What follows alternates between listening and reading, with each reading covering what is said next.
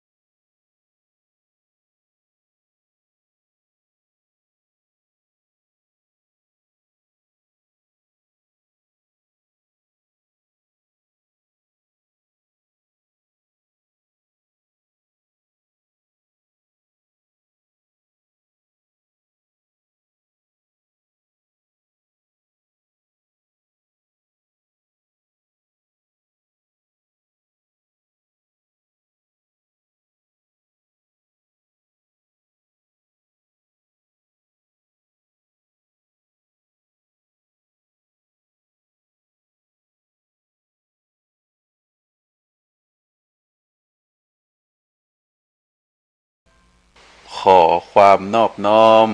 ของข้าพเจ้าจงมีแด่พระรัตนตรัยเจ้าสามประการพระรัตนตรัยองค์ที่หนึ่งคือพระพุทธเจ้าพระรัตนตรัยองค์ที่สองคือพระธรรมเจ้าพระรัตนตรัยองค์ที่สามคือพระอริยสังฆเจ้าข้าพระพุทธเจ้าขอเคารพนบนอบกราบไหว้แทบไตรไวสา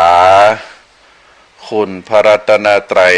เจ้าถึงสามประการโดยความเคารพสักการะเป็นอย่างยิ่งขอถวายความเคารพพระมหาเถรานุเถระเจ้าคณะพระสังฆาธิการครูบาอาจารย์ตลอดถึงพระภิกษุหนุ่มสามเณรน้อย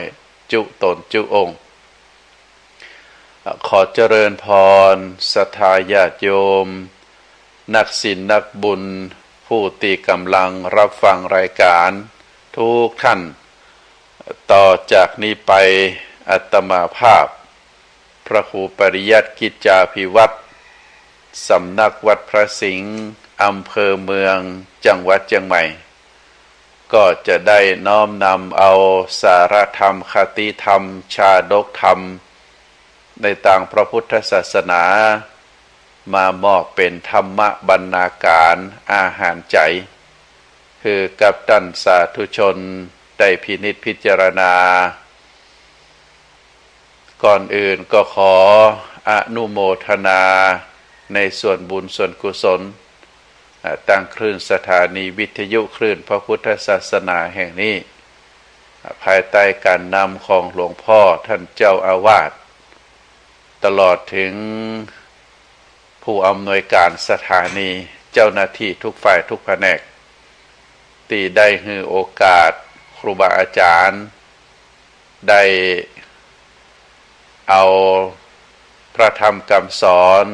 คติธรรมชาดกธรรมในต่างพระพุทธศาสนามาเผยแผ่มามาแนะนำคือพุทธบริษัท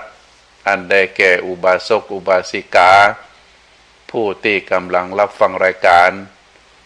ได้ฟังได้เกิดความรู้เกิดสติปัญญาซึ่งก็เป็นหน้าที่ของพระสงฆ์องค์ข้าเจ้าที่ได้เข้ามาบวชเรียนแล้วได้ศึกษาแล้วก็ได้น้อมนำเอาข้อวัดปฏิบัติแนวทางที่ถูกต้องเผยแผ่ให้ศรัทธาประชาชนอุบาสกอุบาสิกาได้รู้ได้เข้าใจก็ถือว่าเป็นการเพิ่มการเติมอาหารใจคือกับท่านผู้ฟังการที่จะได้เพิ่มได้เติมอาหารตั้งใจก็ถือว่าเป็นสิ่งที่เฮาท่านทั้งหลายควรประพฤติปฏิบัติเพราะมนุษย์เฮาตัวเฮานั้นประกอบไปด้วยสองส่วนที่หนึ่งก็คือส่วนร่างกายส่วนที่สองก็คือส่วนใจส่วนร่างกาย ในแต่ละมื้อแต่ละวันเจ้าของชีวิตตัวตั้นก็ได้บำรุงร่างกายตามหลักสุขบัญญัติ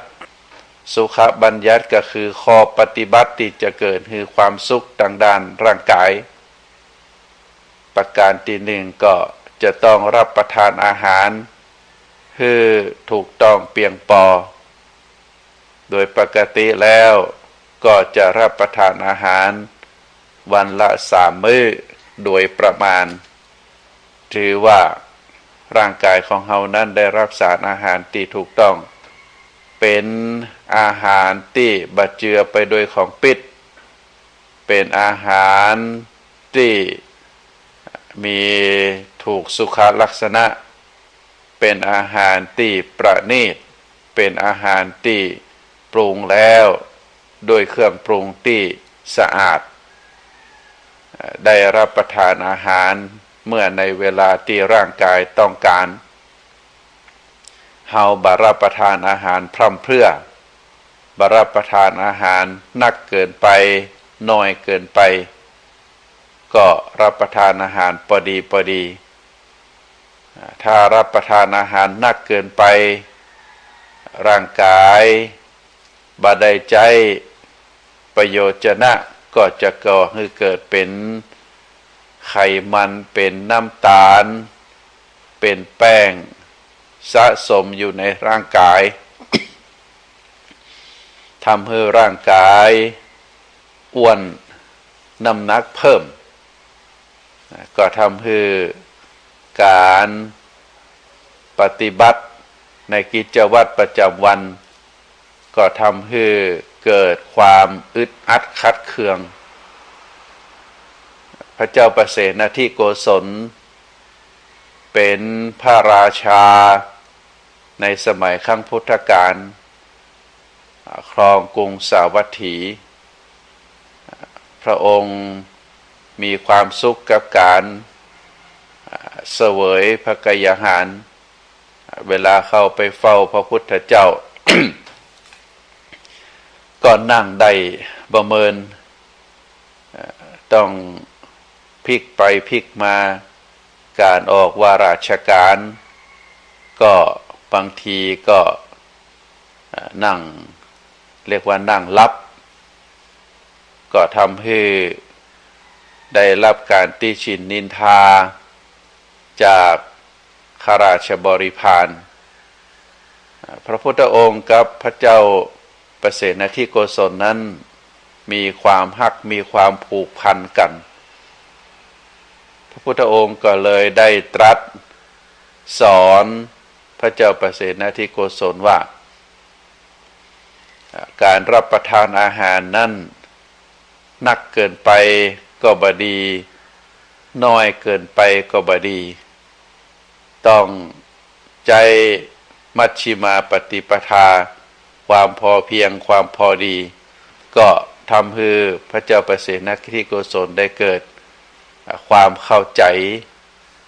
ก็ได้รับสั่งให้ทหารคนสนิทว่าต่อจากนี้ไปคือนับกรรมเข้าเฮาเนอะเวลาเฮาทานเข้าถ้าได้ถึงกำหนดกรรมแล้ว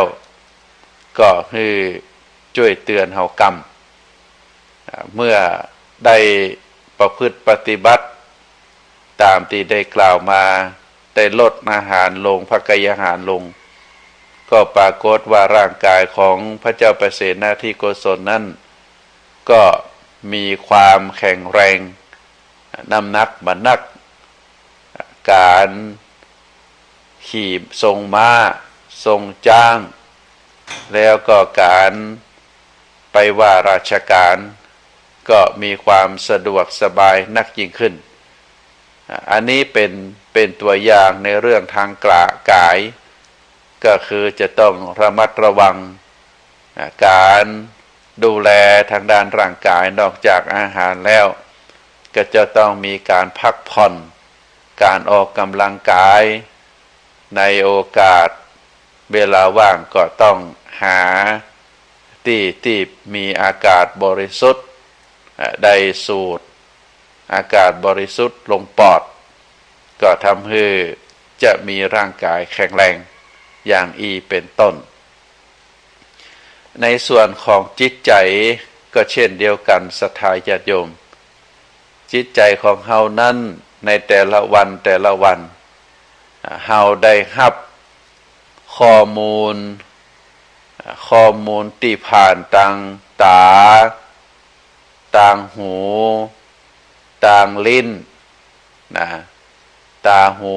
จมูกลิ้นกายการสัมผัสกันถูกต้องใจก็ได้รับธรรมารมณ์ต่างๆเข้ามาเมื่อเฮาได้รับเข้ามาแล้วใจเฮานั้นเป็นสภาพที่รวมความรู้สึกความรู้ความเข้าใจความเรียกว่ามีความคิดนะรวมเป็นที่ความรับรู้ความรู้สึกความคิดความจำความรู้สึกต่างๆที่ผ่านทางหูจมูกลิ้นกายเข้ามาก็ทำให้อารมณ์ต่างๆที่เข้ามาสู่จิตใจของเฮานั้นบางผู้บางคนมีความรู้สึกที่ดีๆบางผู้บางคนก็มีความรู้สึกทุกข์เพราะจิตบ่ปล่อยวางจิตไปยึดมั่นถือมั่นเฮาก็จะหันว่าบางผู้บางคนตั้งแต่อดีตการมาเมื่อได้ประสบเหตุใดประสบเหตุหนึ่งความยึดมั่นถือมั่นในเหตุนั้นๆบ่ได้มีความปล่อยวางก็มีความทุกข์เรียกว่าเอาอดีตมาอยู่ในตัวตนอยู่ในจิตใจตลอดเรียกว่าเอาอดีตมานั่งทับมาเต็งนอกจากอดีตแล้วก็ยังมีอนาคตคือความหวังสิ่งที่ยังบ่เกิดขึ้นเตื้อไปความหวังไปความอยากความต้องการก็เอามาถมทับตัวเองแหมก็เกิดความหนักพระพุทธองค์ได้สอนเหล่าภิกษุทั้งหลายว่าก็พยายามให้สลัดให้พลักเอาอดีตออกไปพลักอนาคตออกไปให้มีชีวิตอยู่กับปัจจุบันให้มีชีวิตอยู่กับปัจจุบันอดีตผ่านไปแล้วเฮาเอาคืนมาได้อนาคตยังมาบ่ถึงเฮาก็ยังเอามาบ่ได้เตื้อพยายามให้อยู่กับปัจจุบันทำปัจจุบันคิดปัจจุบันปัจจุบันให้ดีที่สุดนะก็จะก่อให้เกิด คุณงามความดีถ้าเราได้ทำปัจจุบันให้ดีวันนี้ปัจจุบันตวาถ้าผ่านไปแล้วก็ผ่านไปเป็นตวาเป็นหลายวันก็จะเป็นความดีโดยกรณีถ้าเราทำปัจจุบันให้ดีอดีตก็จะดีอนาคตก็ยังบ่ไปหวังเตื้อถ้าเราได้ทำการปัจจุบันคือดีที่สุดในอนาคตของเราก็จะดีตัวเพราะฉะนั้นท่านสาธุชนทั้งหลาย การที่เราได้บำรุงจิตบำรุงใจได้ดูแลจิตใจเพื่อทำปัจจุบันให้ดีที่สุดด้วยการมีสติคือได้ตามระลึกเหตุการณ์ปัจจุบันขณะที่เดินขณะที่นั่งขณะที่ขณะที่กระทำทุกสิ่งทุกอย่างคือมีสติกำกับจะไปคือเป็นคนสติลอยจะไปคือเป็นคนเหม่อลอยทำอะไรอย่างไปโดยความบ่ฮู้อย่างเป็นต้นเรียกว่าสติบ่มาปัญญาก็บ่เกิดได้หันสื่อต่างออนไลน์ นะก็ให้ญาติโยมเป็นข้อคิดคติธรรม เปิ้นมีคนเข้ามาโยมคนนั่นน่าจะเป็นคนขายของเป็นคนขายของอยู่ในบ้านเวลาอยู่คนเดียวก็ต้องระมัดระวังภัยเข้ามาถึงตัวแต่ถ้าเราอยู่บ่ได้ขายของอยู่บ้านคนเดียวก็ปิดประตูอย่างให้เรียบร้อยแต่ถ้าขายของก็จะต้องเปิดรับลูกค้าคนที่มาใจบริการหวังดีก็ดีบ่หวังดีก็มีก็ปรากฏว่าโยมที่ว่านี้กำลังขายของอยู่ผู้ร้ายเข้ามาก็เป็นลักษณะถามหันถามนี่เลือกของแต่ก็แหมคนเข้ามาขณะที่โยมเจ้าของร้านกำลังเผลอก็ปรากฏว่าฉีดยาเข้าไปเป็นพ่นเป็นพ่นยาเป็นขวดพอพ่นเข้าไปปุ๊บโยมที่บ่ได้ตั้งตัวก็ได้หายใจสูดเข้าไปก็เข้าไปกั๊มเดียวก็ปรากฏว่าหลงลืมสติก็น่าจะถูกยาน่าจะเป็นยาติแห้งเข้าไปกำเดียวก็เริ่มโอนเอียงเปิ่นฮือห้องเอาสตังเอาทรัพย์เอาศีลเอาสร้อยคอที่อยู่ในบนคอตลอดถึงแหวนเงินที่อยู่ในกระเป๋าก็เอาจกคือเปิ่นถอดคือเปิ่นแล้วพอสักกั๊มเดียวใดของไปแล้วมูลนั่นก็หล่นไปวิ่งออกไปจากร้านโยมคนนี้ก็โอนเอียงนั่งลงโดยขาดสติไปอย่างอีเป็นต้นเพราะฉะนั้นศรัทธาญาติโยมทั้งหลายนะ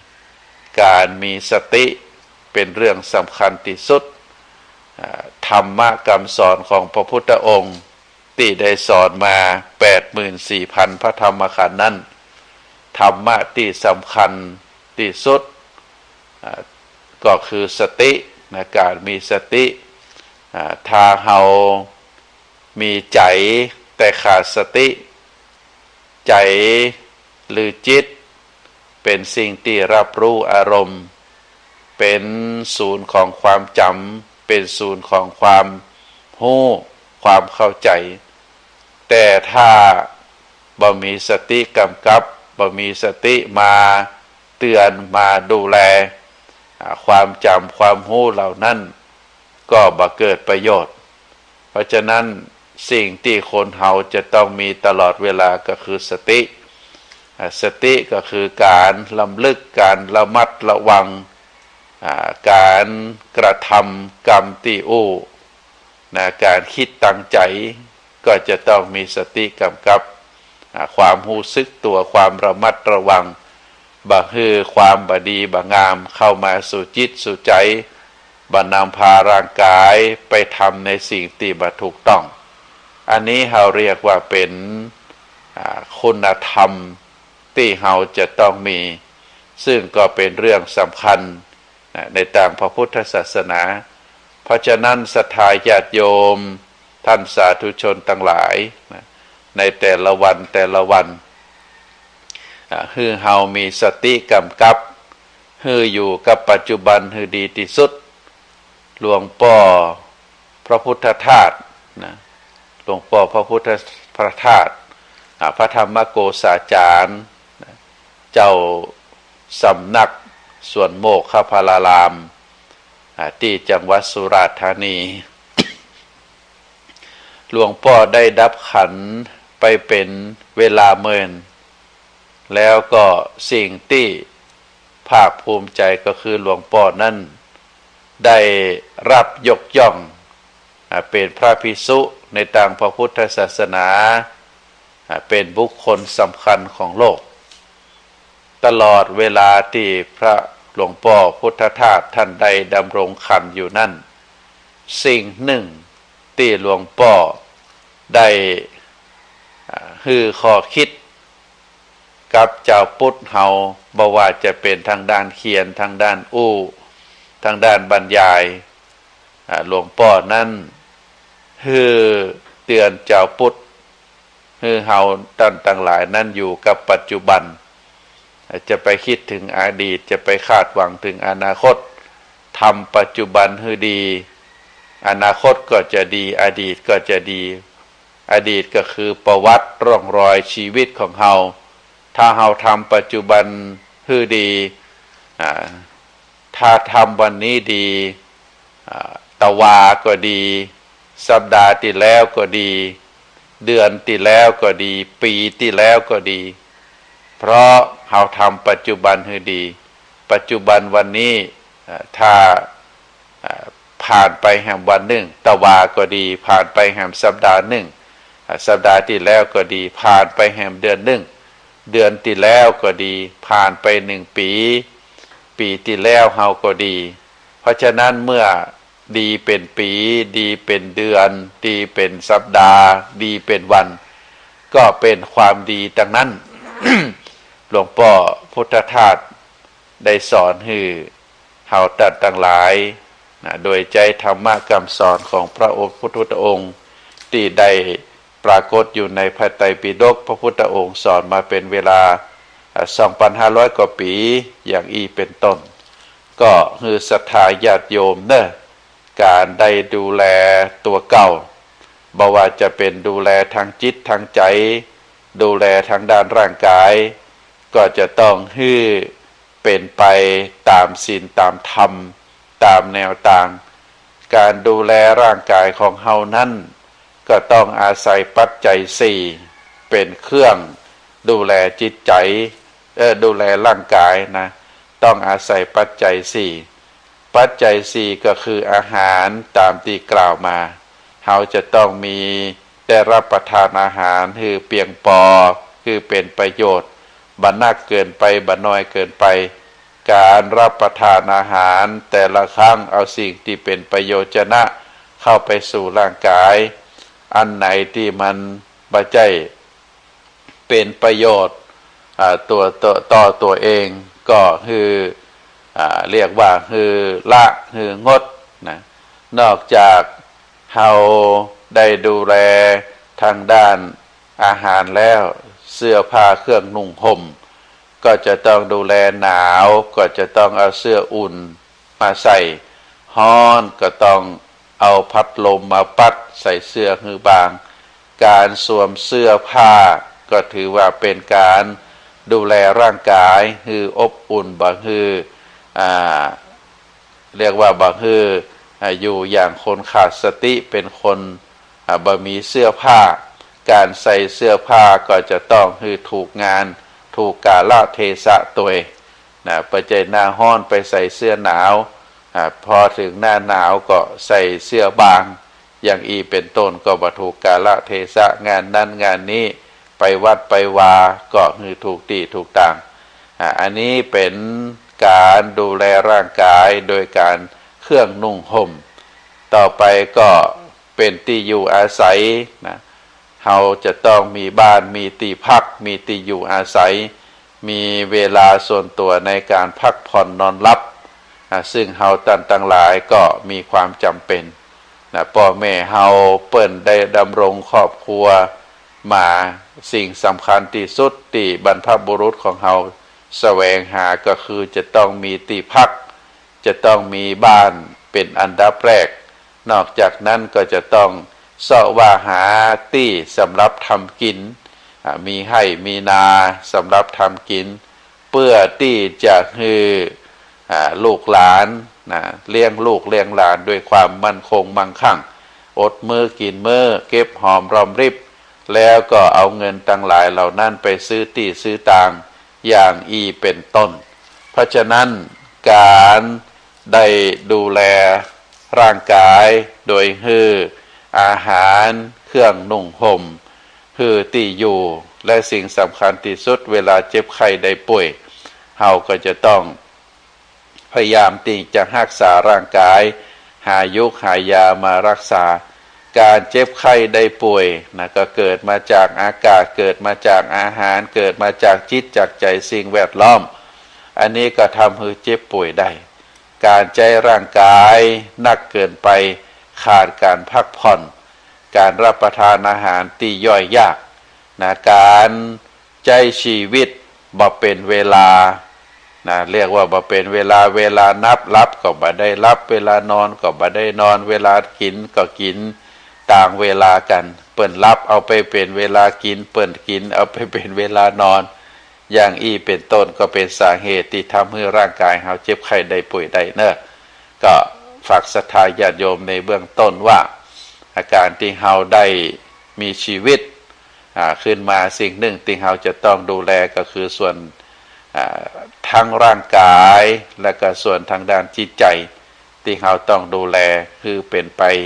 เสมอต้นเสมอปลายเพื่อที่จะการดูแลใจก็ทำให้ตัวเรานั้นมีความสุขเมื่อใจมีสุขร่างกายก็สุขด้วย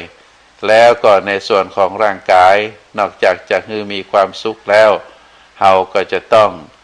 พยายามที่จะทำให้เอาร่างกายนะเอาร่างกายตัวตนของเราไปทำคุณประโยชน์ให้นักยิ่งขึ้นการมีชีวิตยืนยาวแต่ต้องเป็นชีวิตที่มีประโยชน์ถ้ามีชีวิตยืนยาวแล้วแต่นำชีวิตไปทำที่เป็นพิษเป็นภัยเป็นโทษต่อคนต่อโลกต่อญาติพี่น้องอันนี้ก็บ่น่าสรรเสริญนะก็เป็นธรรมะในเบื้องต้นที่ฝากให้ศรัทธาญาติโยมได้พินิจพิจารณากันท่านสาธุชนทั้งหลายองค์สมเด็จพระสัมมาสัมพุทธเจ้าได้ตรัสพุทธศาสนสุภาษิตว่ามาตามิตังสเกคะเรแปลว่ามารดาเป็นมิตรในเฮือนของตนก็มีความหมาย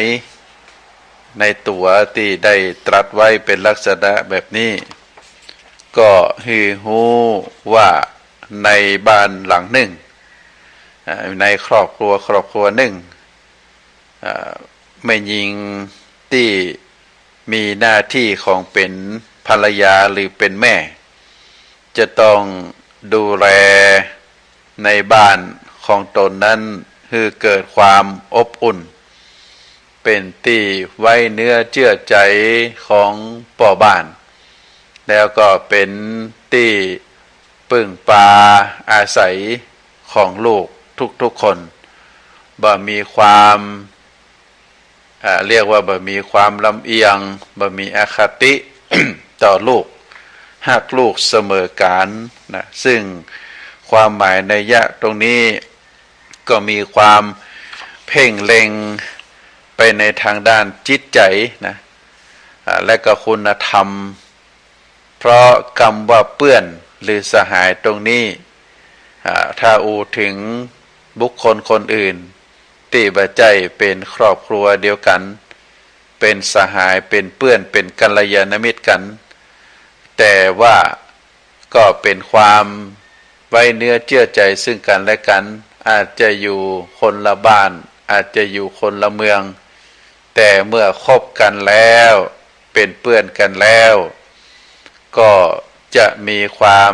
ไว้เนื้อเชื่อใจมีความอบอุ่นใจเมื่อได้ปะกันก็ได้เมินปะกันเตื้อแต่ว่า ในบ้านหลังหนึ่งนั่นในบ้านแต่ละคนนั้นก็จะมีมารดาเป็นผู้ที่มีเมตตามีความปรารถนาดีต่อบุตรเป็นที่ไว้วางใจพึ่งพาอาศัยได้อย่างแท้จริงเป็นมิตรที่แน่นอนเฮาจะไปทางใดลูกหลานจะไปอยู่ทางใดแต่ว่าเมื่อปิกมาบ้านแล้วก็จะปะนะความเป็นแม่ผู้ที่อยู่ในบ้านเป็นที่พึ่งพาอาศัยมีความอบอุ่นอันนี้เป็นพุทธศาสนสุภาษิตที่พระพุทธองค์ได้ตรัสไว้ว่าแม่นั้นเป็นกัลยาณมิตรเป็นผู้ที่มีเมตตามีความรักความปรารถนาดีต่อบุคคลที่อยู่ในบ้านทุกคน สมาชิกที่อยู่ในบ้านบ่ว่าจะเป็นสามีบ่ว่าจะเป็นลูกบ่ว่าจะเป็นหลานเพราะฉะนั้นท่านสาธุชนทั้งหลายในความเป็นภรรยาหรือแม่บ้านหากว่าบุคคลใดภรรยาท่านใดสามารถปฏิบัติตนทำจิตใจให้เป็นมิตรแท้มีเมตตามีปรารถนาดีต่อสามีได้อย่างแท้จริงเหมือนอย่างมารดาแล้วพระบรมศาสดาได้ตรัสยกย่องภริยาท่านนั้นว่าเป็นมาตาสมภริยาหรือมาตาภริยาเปิ้นแปลซึ่งมีความหมายในยะว่าภรรยานั้นเสมอด้วยมารดาหรือมารดาเยี่ยงภรรยาเยี่ยงมารดาส่วนภรรยาผู้ที่มีคุณธรรมอย่างอื่นก็ตัดเปรียบไว้เหมือนเป็นพี่เป็นน้องหญิงเหมือนเป็นเปื้อนเป็นต้นก็ถือว่าเฮาท่านทั้งหลายครอบครัวใดบุรุษใดที่ได้หาภรรยาที่ดีมาอยู่ในบ้านหากว่าเป็นภรรยาดีก็มีภรรยาเยี่ยงมารดามีภรรยาเหมือนกับเป็นพี่เป็นน้องมีภรรยาเหมือนกับเปื้อนนะซึ่งก็ได้กล่าวไว้ในภาษาบาลีนะพระพุทธองค์ได้แบ่งภรรยาอยู่เป็น7ประเภทเป็นฝ่ายร้าย3ประเภทแล้วก็เป็นฝ่ายดี4ประเภทพระพุทธองค์ตรัสไว้ว่าจะใดพ่องภรรยาประเภทที่1นั้นพระพุทธองค์ตรัสว่าวัฏกาภริยาวัฏกาภริยาภรรยาเยี่ยงเพชฌฆาตสตรีผู้นี้หรือภรรยาผู้นี้เปิ้นบอกว่าเป็นผู้ที่มีจิตประทุษร้ายปรารถนาความเสื่อมเสียหายแก่สามีดูหมิ่นแล้วก็คิดหาทางทำลายสามีใครมีภรรยาประเภทนี้ได้สตรี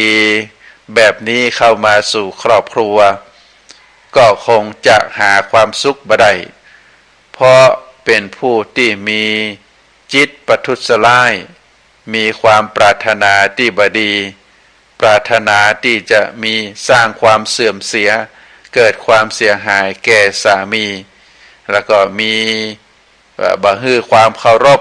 บ่ฮือเกียรติแก่สามีมีแต่คิดหาทางที่จะทำลายสามีก็เป็นแม่หญิงที่น่ากลัวต้องในฐานะที่เป็นสามีก็จะต้องพิจารณาให้ดีๆนะก่อนที่จะได้สตรีท่านใดท่านหนึ่งเข้ามาเป็นหุ้นส่วนของชีวิตก็จะต้องดูที่มาที่ไปเปิดห้องว่าดูวัวฮือดูหางดูนางฮือดูที่แม่ดูแน่ๆต้องพอถึงยายก็หมายความว่าเราจะเอาสตรีท่านใดนะเอาสตรีเอาแม่หญิงคนใดมาเป็นหุ้นส่วนของชีวิต เราก็จะต้องดูที่มาที่ไปบางทีก็มีรูปร่างหน้าตาดีแต่กิริยามารยาทบดีบางท่านก็บางผู้บางคนก็ดูหน้าตาก็ธรรมดาแต่นิสัยใจคอเป็นคนดีบางผู้บางท่านนั่นดูหน้าตาผิวกายแล้วงดมางามแต่ว่ามีกิริยามารยาทที่งดงามอย่างเป็นต้นบางผู้บางท่านนั้นมีรูปร่างหน้าตาดีโดยกิริยามารยาทดีโดยจึงได้กล่าวประเภทของภรรยาว่าถ้าหากภรรยาท่านใดที่มีจิตประทุษร้ายปรารถนาที่จะสร้างความเสื่อมเสียคือแก่ครอบครัวคือแก่สามี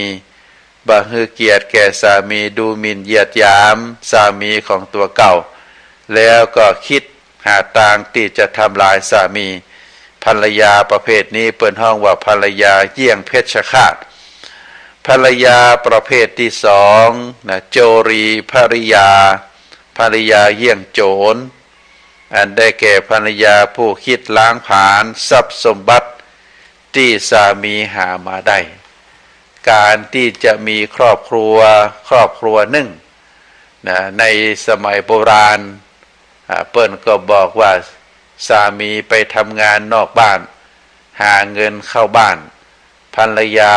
เป็นผู้เก็บรักษาเงินทองเหล่านั้นใช้จ่ายธุระภายในบ้านคือเกิดความสะดวกสบายเรื่องเข้าปลาอาหารเรื่องตีรับตีนอนเรื่องการดูแลลูกเป็นภาระหน้าที่ของเป็นภาระหน้าที่ของภรรยาครอบครัวนั้นก็จะมีความเจริญแต่ถ้าหากว่าภรรยาที่ได้เข้ามาเป็นหุ้นส่วนชีวิตของสามีเป็นแม่หญิงที่ใจห้ายเป็นแม่หญิงที่บังคักดีเป็นแม่หญิงที่คอยจะล้างผ่านทรัพย์สมบัติที่สามีหามาได้ถ้าเป็นลักษณะแบบนี้หาเต่าใดก็บ่ได้หาเต่าใดก็บ่พอนอกจากหาสามีหามาฮื้อบ่พอแล้วก็ยังไปกู้หนี้ยืมสินกับบุคคลอื่นที่พอที่จะหายืมได้แล้วก็เมื่อยืมมาแล้วก็ใช้จ่ายเมื่อใช้จ่ายไปแล้วก็ปรากฏว่าบ่สามารถที่จะใช้หนี้ยืมสินคืนให้กับคนอื่นได้ก็เกิดปัญหาตัวมาอย่างอีเป็นต้นได้หูจักกับครอบครัวหนึ่งภรรยานั้นติดการพนันสามีก็เป็นคนดีนะเมื่อทำกิจการอันใดก็ภาระในครอบครัวก็บ่สามารถที่จะใช้จ่ายให้หมดได้นะภรรยาก็เป็นคนเอาไปใจเอาไปกินเอาไปเอาไปเล่นการพนันตอนสุดท้ายเมื่อบ่สามารถที่จะเข้าบ้านได้ที่เข้าบ้านบ่ได้นะก็หนึ่งค่าน้ำกับไฟบ่สามารถที่จะหาเงินไปใช้จ่ายได้เปิ้นก็ตัดไฟประการที่สองคนที่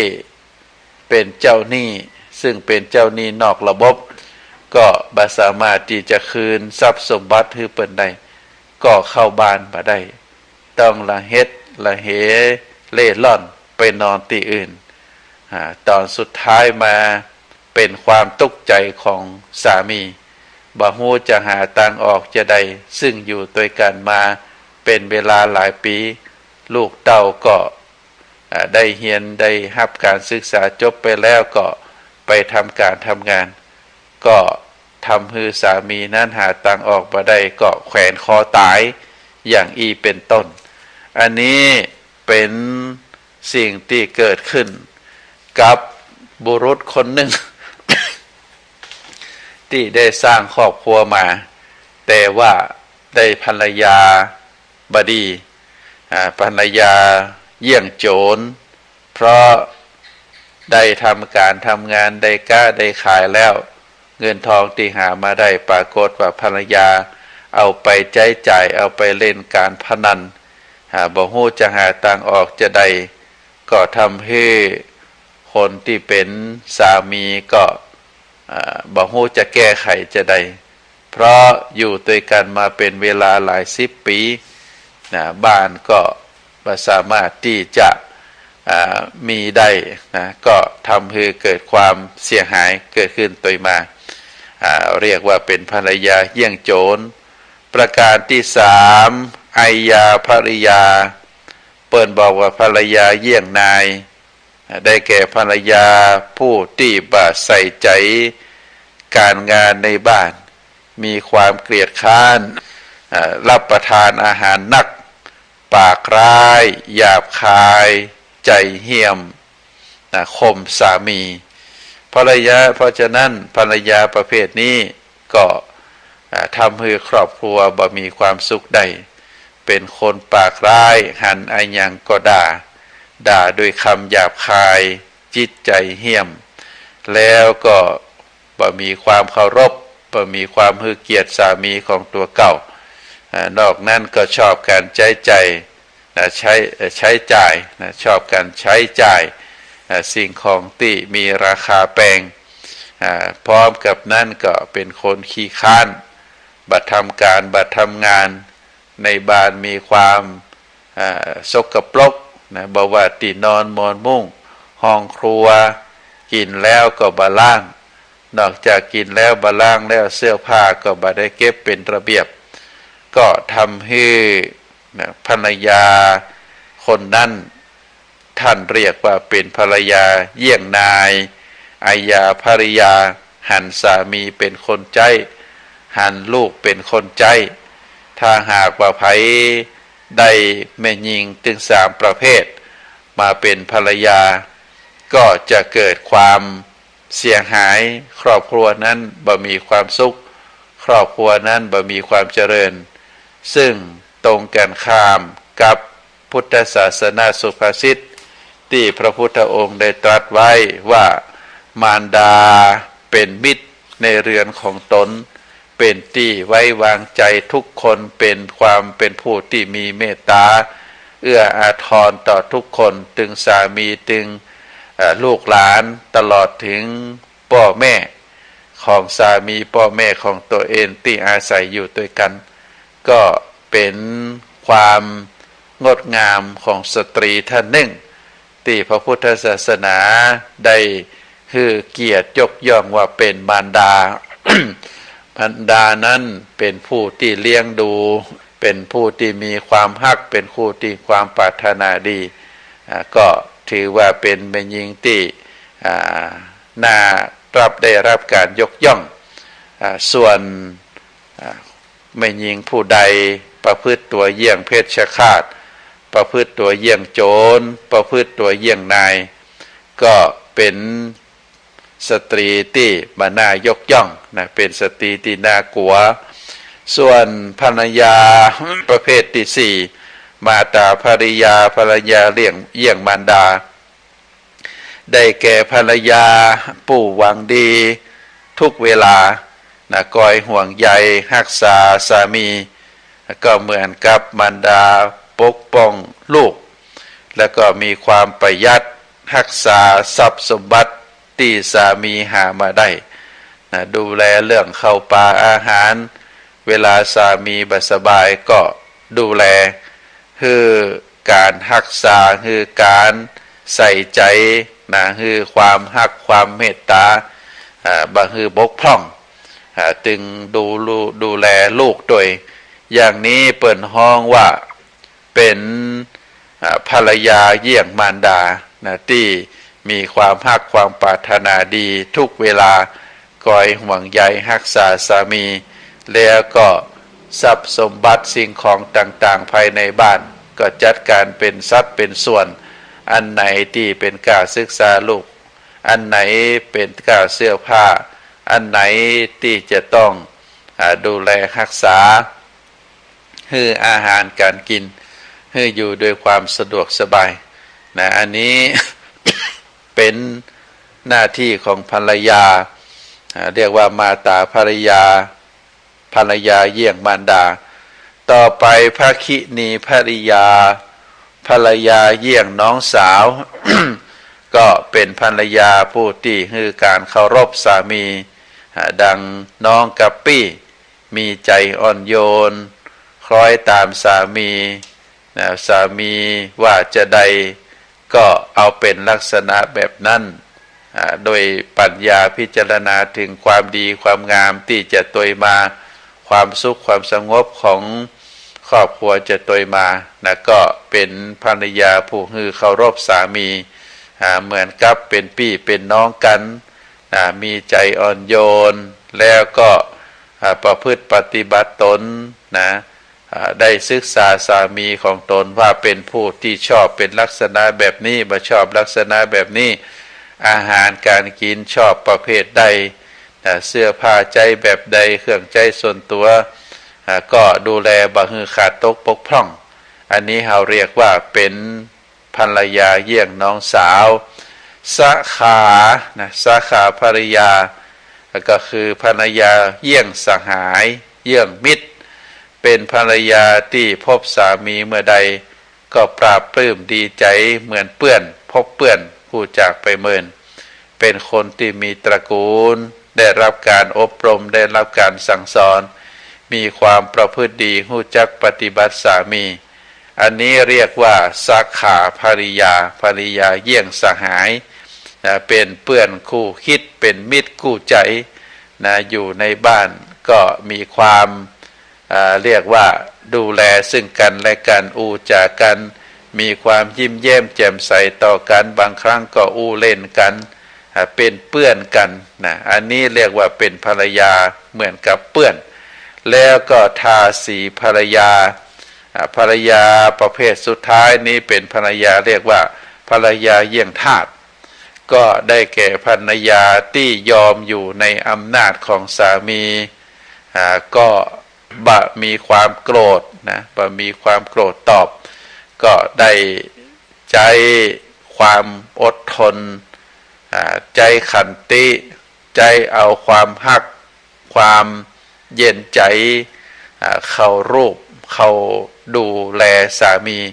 ซึ่งสามีบางคนเป็นคนใจห้อนเมื่อเป็นคนใจห้อนก็ภรรยาก็จะเป็นน้ำก็จะตอบแทนสามีได้ดูแลได้เอาใจใส่ซึ่งการที่ ภรรยาคนหนึ่งได้เข้ามาสู่ครอบครัวได้มีสามีเป็นตัวเป็นตนแล้วก็ได้สร้างครอบครัวก็พยายามทำหน้าที่ของตัวเองให้ดีที่สุดดูแลภายในบ้านดูแลทุกสิ่งทุกอย่างได้ให้เกียรติแก่สามีก็ถือว่าเป็นภรรยาทำหน้าที่ของตัวเองเหมือนกับคนใจก็ได้ตั้งใจทำบ่มีว่าจะได้เพราะฉะนั้นท่านสาธุชนทั้งหลายเราจะหันว่าหลักธรรมสำหรับครองเรือนที่สอนคือกลุ่ครองที่มีความเสมอกันเรียกว่ามีความเหมาะสมกันมีความสมกันทั้งหลายได้รู้จักวิธีปฏิบัติหน้าที่ถนอมรักษาน้ำใจกันด้วยประการต่างๆก็ดีซึ่งมีความเสมอกันด้วยศีลเสมอกันด้วยจาคะเสมอกันด้วยศรัทธาเสมอกันด้วยความเข้าใจทั้งหมดทั้งมวลนี้ล้วนมีความมุ่งหมายเพื่อที่จะให้การครองเรือนของคู่สามีภรรยาเป็นไปในทางที่ส่งเสริมคุณค่าแห่งชีวิตของกันและกันแล้วก็เป็นเครื่องอุปถัมภ์ส่งเสริมเพิ่มพูนกำลังให้แก่กันและกันเมื่อมีคุณธรรมความดีอยู่แล้วก็จักได้บำเพ็ญคุณธรรมความดีเหล่านั้นให้เพิ่มพูนยิ่งขึ้นไปเมื่อกระทำประโยชน์ตนหู้อยู่ก็จักได้กระทำประโยชน์นั้นคือเข้มแข็งยิ่งขึ้นไปความหมายตรงนี้ก็คือเมื่อทำคุณประโยชน์ของตนซึ่งตนเองได้ทำอยู่ประจำก็จักได้กระทำคุณประโยชน์นั้นคือเข้มแข็งนักแน่นยิ่งกว่าขึ้นไปเมื่อบำเพ็ญประโยชน์ผู้อื่นอยู่ก็จักได้ช่วยเป็นกำลังช่วยกันบำเพ็ญประโยชน์อันนั้นคือกว้างขวางได้ผลดียิ่งขึ้นไปเป็นการสร้างเสริมความสุขความเจริญความก้าวหน้าทั้งแก่ตนเองทั้งแก่ชีวิตครูครองและก็ชีวิตอื่นๆที่เข้ามาเกี่ยวข้องตลอดถึงสังคมส่วนรวมทำตนให้เป็นผู้จัดเป็นผู้สมควรทำตัวให้เป็นผู้ควรได้ชื่อว่าเป็นสัตบุรุษ คือเป็นคนดีเป็นคนมีกล้าตามที่พระพุทธองค์ ได้ตรัสไว้ว่าภิกษุทั้งหลายสัตบุรุษเมื่อเกิดในตระกูลย่อมเกิดเพื่อเป็นประโยชน์เกื้อกูลเพื่อความสุขแก่คนเป็นอนัตเป็นผู้ที่ทำคุณประโยชน์ให้แก่มารดาแก่บุตรแก่ภรรยาแก่คนรับใช้แล้วก็กรรมกรเป็นมิตรและก็เป็นผู้ร่วมงานแก่บรรพชนแก่รัฐแก่ทวยเทพและก็แก่สมณะทั้งหลายเปรียบเหมือนกับมหาเมฆที่ตกลงมายังเข้ากลายังต้นไม้ยังพืชพันธุ์ธัญญาหารมีความเจริญงอกงามทั่วกันก่อให้เกิดประโยชน์ความเกื้อกูลและก็ความสุขแก่คนเป็นอันมากอันนี้พระพุทธองค์ได้ตรัสว่าเป็นสัตบุรุษเป็นสัตบุรุษเป็นคนที่มีจิตใจกว้างเพราะฉะนั้นท่านสาธุชนทั้งหลาย ประโยชน์สุขอันกว้างขวางซึ่งเกิดมีเพราะสัตบุรุษย่อมเริ่มต้นจากวงแคบออกไปก่อนตามลำดับก็คือเริ่มจากครอบครัวและเริ่มจากความประพฤติดีต่อกันระหว่างคู่ครองทั้งสองฝ่ายเมื่อคู่ครองต่างฝ่ายมีคุณธรรมรู้จักปฏิบัติหน้าที่ของตนเป็นกำลังส่งเสริมแก่กันและกันทำชีวิตครอบครัวให้มีความสุขความเจริญแล้วก็จะแผ่ขยายประโยชน์สุขนั้นออกไปให้กว้างขวางได้สำเร็จสมดังความปรารถนาเพราะฉะนั้นชีวิตครองเฮือนมีความมุ่งหมายในพระศาสนาจึงได้แก่ชีวิตกู้วิวาคนที่มาอยู่ร่วมอุปถัมภ์ซึ่งกันและกันเพิ่มพูนคุณค่าแห่งชีวิตถึงสองทวีกำลังในการบำเพ็ญประโยชน์สุขคือกว้างใหญ่ไพศาลต่อไปกู้สมรสใดดำเนินชีวิตครอบครัวของตนคือมีคุณลักษณะเสมอกันดังที่กล่าวมาก็จะได้ชื่อว่าเป็นกู้ครองที่ควรยกย่องควรสรรเสริญควรนับว่าเป็นชีวิตของเรือนที่ประสบความสำเร็จโดยดีเพราะฉะนั้นอาตมาภาพขอฝากสาระธรรมในวันนี้เกี่ยวกับการครองเรือนคือท่านสาธุชนได้พินิจพิจารณาเนอะในโอกาสเวลาช่วงสุดท้ายมาถึงแล้วอาตมาภาพขอนำรายการจากท่านสาธุชนไปก่อนไว้โอกาสหน้าก็มาพบกันแฮมขอเจริญพร